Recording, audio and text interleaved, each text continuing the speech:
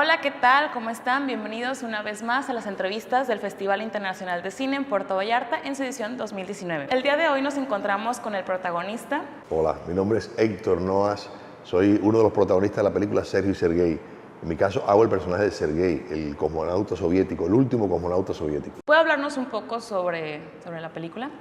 Sí, esta es una película que se filmó en el 2016, se estrenó el año antepasado en Toronto. El estreno mundial fue en Toronto. De ahí estuvimos en el Festival de La Habana, cogimos el premio del público y varios premios colaterales, y me ha tocado la suerte de ser casi que el embajador internacional de la película. He viajado muchos festivales. Sí. Lo más significativo de esta película es la conexión que establece inmediatamente con el público. Tenemos varios premios de públicos en festivales internacionales por lo que se produce con esta historia. Es una historia fascinante, que está basada en dos hechos reales. La primera es que en el año 91, cuando se desmembró la Unión Soviética, existía una tripulación en el espacio que se enteró allá arriba, en la estación Mir, que ya la Unión Soviética no existía, que no había un país que los reclamara, y que cuando si bajaban alguna vez, iban a regresar a un país diferente. Eso está basado en hechos reales, y de hecho el Sergei Krikalev, que es el astronauta, tiene récord de permanencia en el espacio. Wow. Y lo otro es que radios aficionados cubanos contactaron con la Mir justamente cuando en Cuba empezaba el llamado periodo especial, que fue una etapa terrible de carencias en Cuba, de desabastecimiento en todos los sentidos. Y es una película que tiene un tono de comedia muy agradable, la gente la disfruta muchísimo.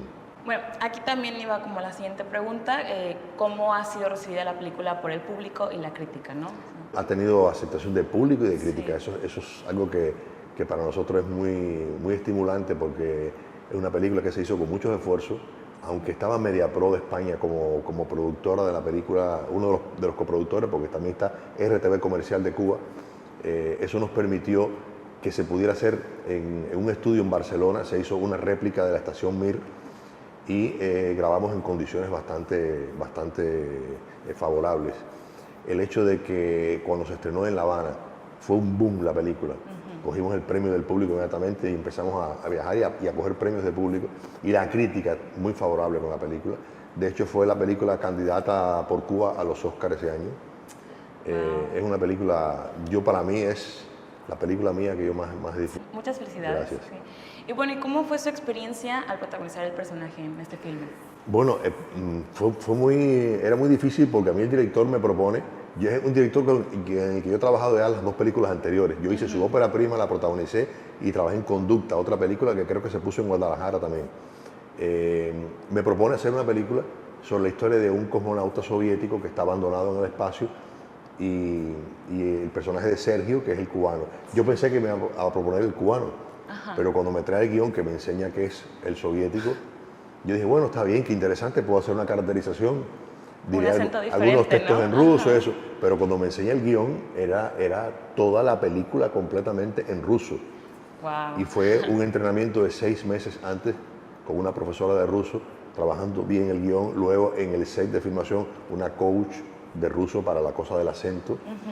Paralelamente a eso tenía que hacer un entrenamiento físico que me permitiera estar preparado para luego en Barcelona tener un entrenamiento de cuerdas, porque como todas las escenas mías son en estado de ingravidez, sí, había que simular eso, y eso implicaba estar cogido por unas cuerdas y desplazarte en ese movimiento, para que luego después en postproducción se borraran esas cuerdas, y fue muy complicado, pero muy rico, muy enriquecedor como actor.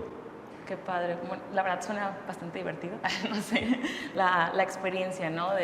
Sí. No es un personaje como típico o como Sí, fácil no, de desarrollar, para sino nada, que para hay nada. que llevar una preparación previa, ¿no? Para todo. De hecho, de los personajes que yo he hecho, es la película que cuando yo la he visto después, he dicho, ok, yo pude hacer eso, ¿cómo yo hice eso? Porque estaba metido en el proceso todo el tiempo. Incluso me aislé un poco de mi familia, de todo, para poder estudiar todas las horas que tenía que dedicarle a ese estudio. Wow. Y lograr esa cosa que tiene ese personaje de la soledad, que está abandonado en el espacio, sin poder comunicarse prácticamente con su familia, saber que su familia ya está pasando hambre en la Tierra porque el programa espacial soviético quebró.